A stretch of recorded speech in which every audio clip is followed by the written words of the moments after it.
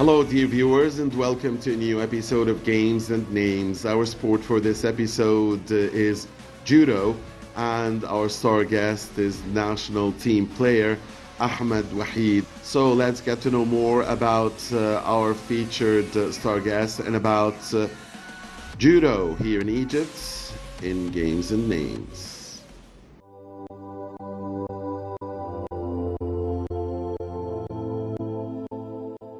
Judo was created as a physical, mental, and moral pedagogy in Japan in 1882 by Jigoro Kano. It is generally categorized as a modern martial art which later evolved into a combat and Olympic sport. Its most prominent feature is its competitive element, where the objective is to either throw or take down an opponent to the ground, immobilize or otherwise subdue an opponent with a pin, or force an opponent to submit with a joint lock or a choke. Strikes and thrusts by hands and feet, as well as weapons defenses, are a part of judo, but only in pre-arranged forms, kata, and are not allowed in judo competition or free practice, randori. A judo practitioner is called a judoka. The philosophy and subsequent pedagogy developed for judo became the model for other modern Japanese martial arts that developed from Koryo. Contest is a vitally important aspect of judo. In 1899, Kano was asked to chair a committee of the Dai Nippon Butoku Kai to draw up the first format set of contest rules for Jiu-Jitsu.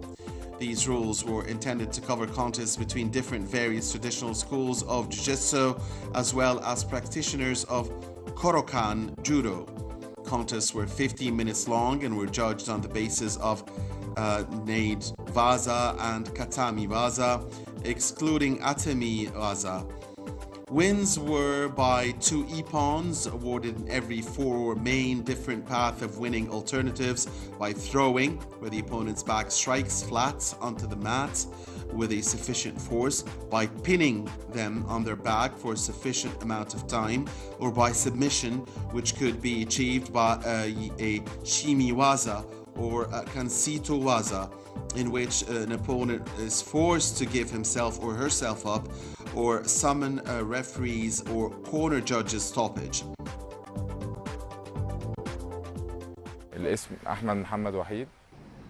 My name is Ahmed Muhammad Wahid. I'm 26 years of age.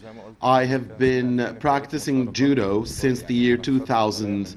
I've been playing competitive judo since 2009. Since then, I have been, thank God, national champion. I finished first on the Arab stage 3 times, while on the African stage I finished second, and I came in first in the team competition in the youth cups. While for the senior African competitions, I finished third a number of times, and I came in first with the national team once. Internationally, I finished 7th in the 2014 Youth World Cup and 5th with the team in 2015. I also finished 7th in the Germany Grand Slam in 2019, and I participated in the Military Olympics in Wuhan in the same year, 2019. Judo is a self-defense sport, and the aim is to defeat your opponents in a span of 4 minutes or less if you can. You try to make your opponent fall fully on his back, and if you do that, then the game is over and you win.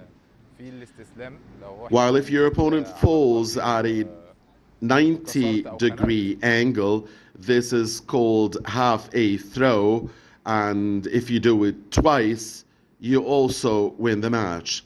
You can also win if your opponent gets cautioned a number of times for foul play or for negative play. or if your opponent surrenders after a strangle or so.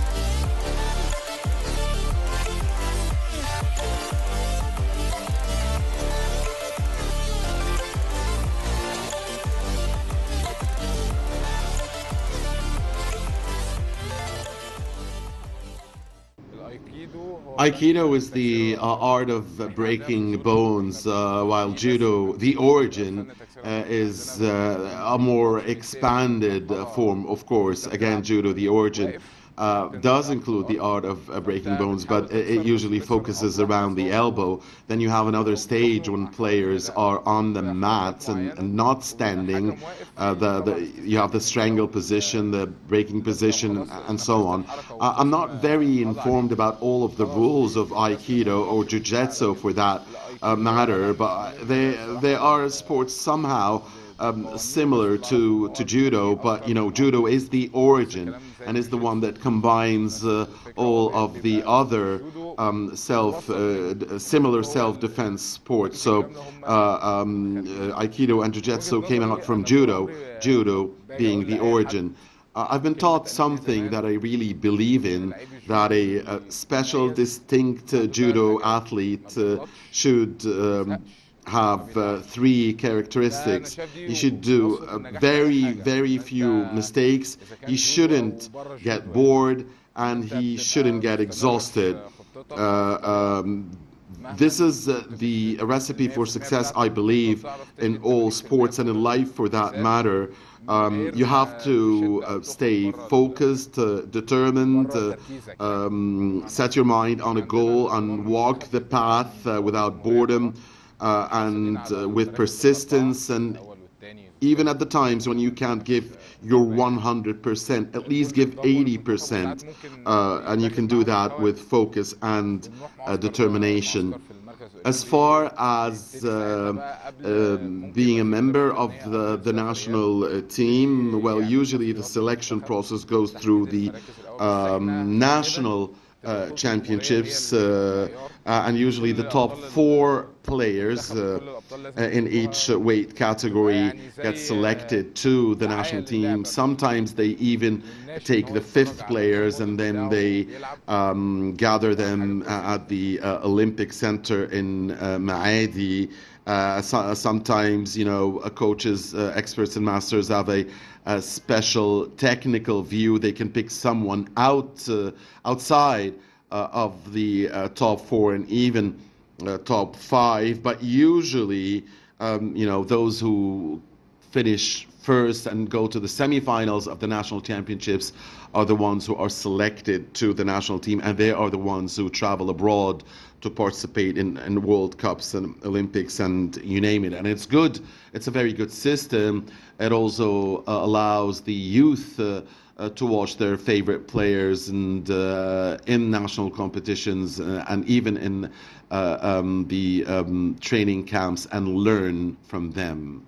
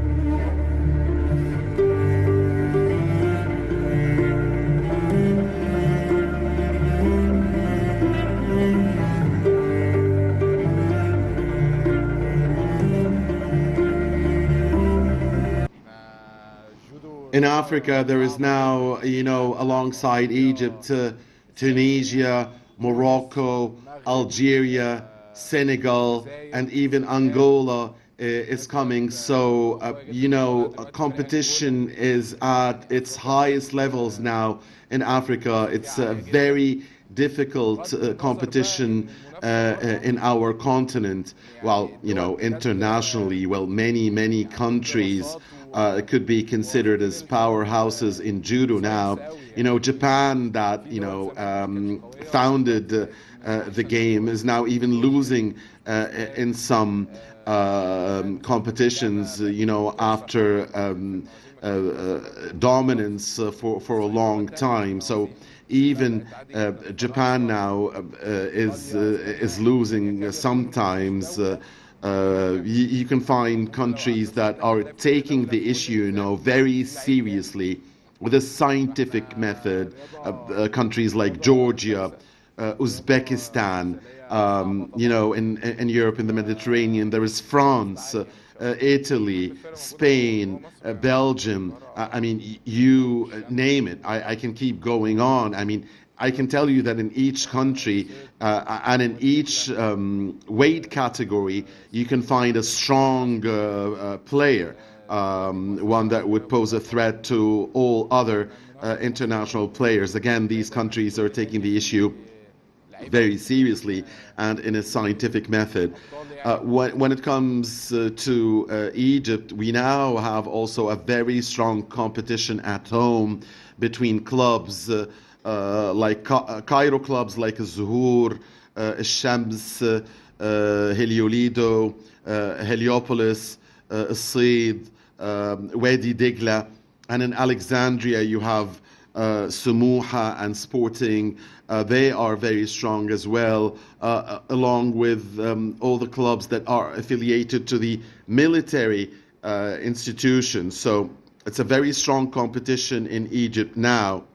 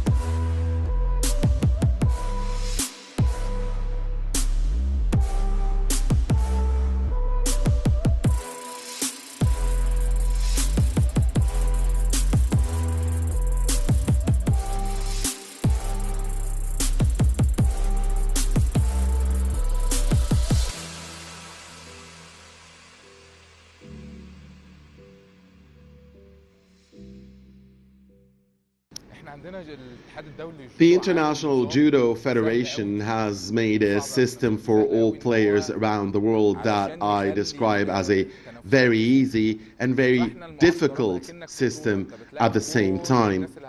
The International Judo Federation organizes some 8 or 9 camps over the course of the year for all of the world's renowned players, and this could be considered a small championship. All players compete against each other ahead of the official tournament. So you have a camp followed by an official tournament, another camp followed by another official tournament. So you have to be there. You have to participate in the camps. And I've discovered that if you are there consistently and if you are ready at all times, this is the only way that you can make it. You have to be there in the International Judo Federation's camps and, of course, in the tournaments. I am very happy to tell you that I think the game has gained wide recognition, not only internationally, but it has spread with momentum here in Egypt lately. I believe the social media has had a role. Everything is documented now. You can watch the game, you can watch the tricks, you can watch your idols, and even for those who don't practice judo, they enjoy watching it, and you can watch it extensively now on social media. I'm very happy also to tell you that I believe that sports culture in Egypt has changed positively in the past few years. The practicing of sport has become a way of life for many Egyptians. We now have a number of champions in various and different sports, and also many youth and even elder generations practice sport, even if it is not competitive sport.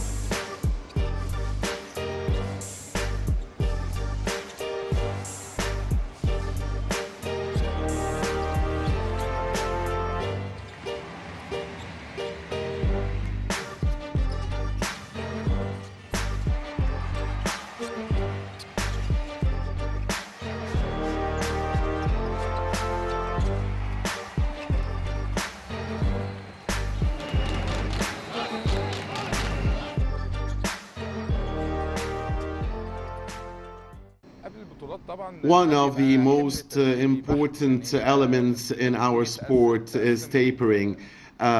Because before tournaments and official competitions, usually the physical load and the exercise load is very heavy, but you have to diminish and lessen the load gradually, and this is what we call tapering. You have to lessen the intensity and the volume of the load and focus more on tactics and how to start your matches and study your opponents. So I can tell you that, on the internet you can find a lot of scientific programs for many sports that can really teach you. But when it comes to tapering, well, it's funny to say, but I consider that this is something like, a secret. I mean, you will never find that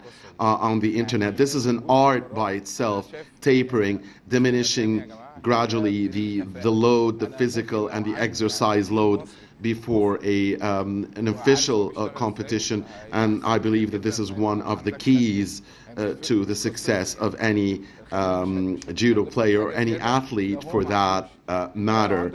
Well, as far as coaches here in Egypt, we have great calibers, great cadres, great coaches. Yes, I welcome the incoming of foreign experts, teachers and masters, but you shouldn't get any foreigner here. I mean, they have to be big names because again, we have good calibers here in Egypt, people with experience, and they are really efficient